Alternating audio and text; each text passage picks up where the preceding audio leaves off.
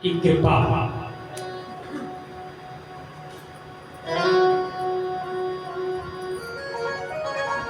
आज के समाज की विडंबना, छोटे शब्दों में दो विडंबनाएं, दो गलतियां जो आज समाज कर रहा है, इसको रामायण के माध्यम से अगर महाराज जी की आज्ञा हो तो,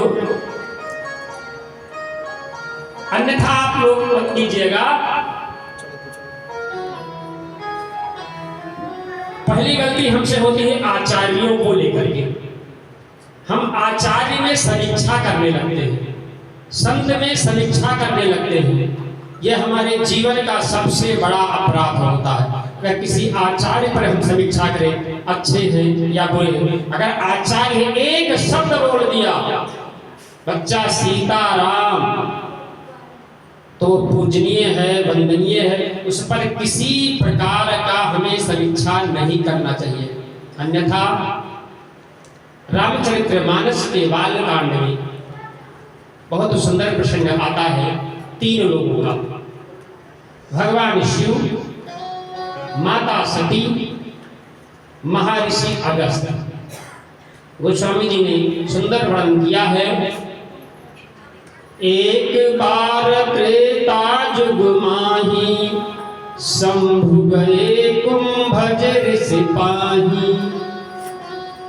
भगवान शिव माता सती के साथ उस पवित्र पावन स्थल जो वर्तमान समय में महाराष्ट्र के नासिक जिले में विद्यमान है, भगवान शिव राम कथा सुनने के लिए जो नित्य निरंतर जिनकी श्वास श्वास में राम कथा बसी हुई थी, वो भगवान शिव महर्षि अगस्त्य के पास जाते हैं और राम कथा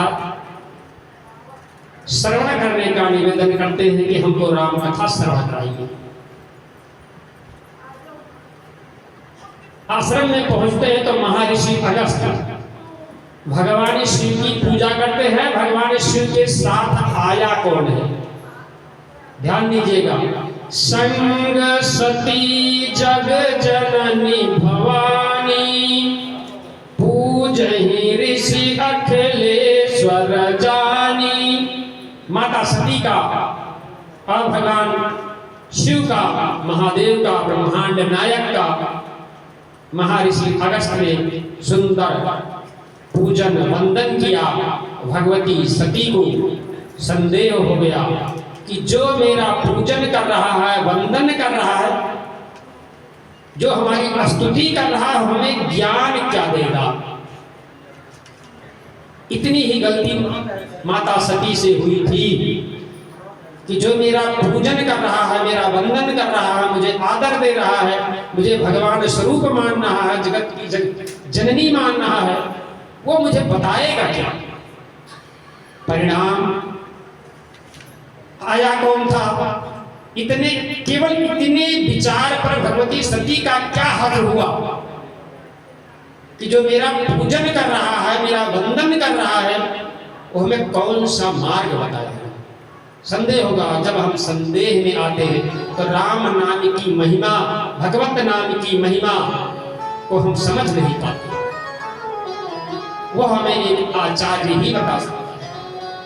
और जब आचार्य पर संदेह हम करते हैं तो आचार्य की वाणी पर संदेह हो जाता है, और जब आचार्य की वाणी पर संदेह होता है तो मेरा पतन हो जाता है। जगत जननी जगदम्बा भगवती सती जो भगवान शिव के साथ आई थी, संग सती जग जननी भवानी।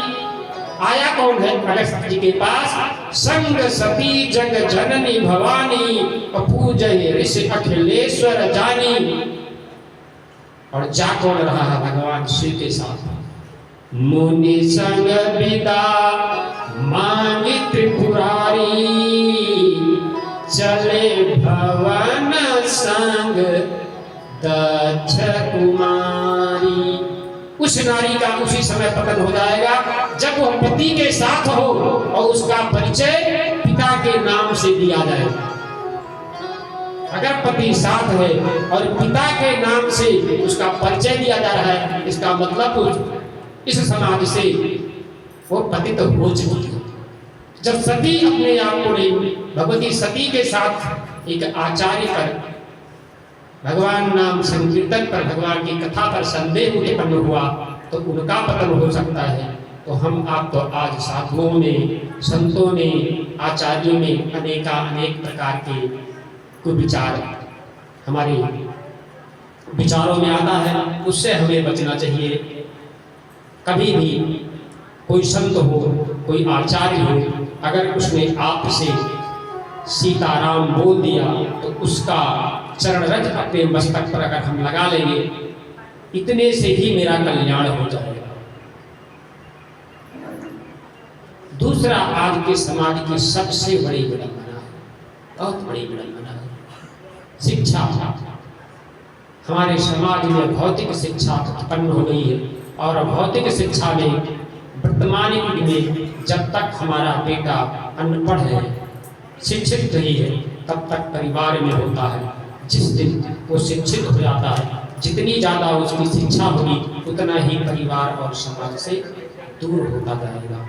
क्योंकि हम सब अपने बच्चों को उदर तृप्ति की शिक्षा तो प्रदान करते हैं, लेकिन आध्यात्मिक शिक्षा से दूर रखते हैं। हम बच्चे के लिए गणित का, भूगोल का, इसका उसका सारे विषयों के ट्यूशन कर देंगे, लेकिन 2 मिनट अपने साथ बैठा करके रामायण नहीं पढ़ाएंगे, 10 मिनट किसी आचार्य के सेवा में नहीं छोड़ेंगे, किसी संत की सेवा में नहीं छोड़ेंगे। भौतिक शिक्षा हम देते जाएंगे। और शिक्षा क्या है? शिक्षा है अंधकार से प्रकाश की ओर ले जाना। सभी लोगों ने बहुत सुंदर राम कथाओं में अनेक बार सुना होगा भगवान राम का चरित्र, बाल लीला का सुंदर वर्णन है, आप लोगों ने बहुत बार सुना होगा। चिंतन कीजिए, राम जी के किसी कार्य का, किसी क्रिया का वर्णन गोस्वामी जी ने नहीं किया है। कार्य का, लीलाओं का वर्णन किया है। समस्त अयोध्यावासियों को सुख आनंद प्रदान कर रहे हैं, महलों में आनंद प्रदान कर रहे हैं, लेकिन कार्य कोई नहीं कर रहे हैं। कार्य करने के लिए ज्ञान होना आवश्यक है। तब महाराजा दशरथ ने राम जी को समस्त भाइयों के साथ गुरुकुल भेजा। गुरु गृह पढ़न गए रघुराई, अल्पकाल विद्या सब आई। कम समय में रघुनाथ जी को विद्या प्राप्त हुई।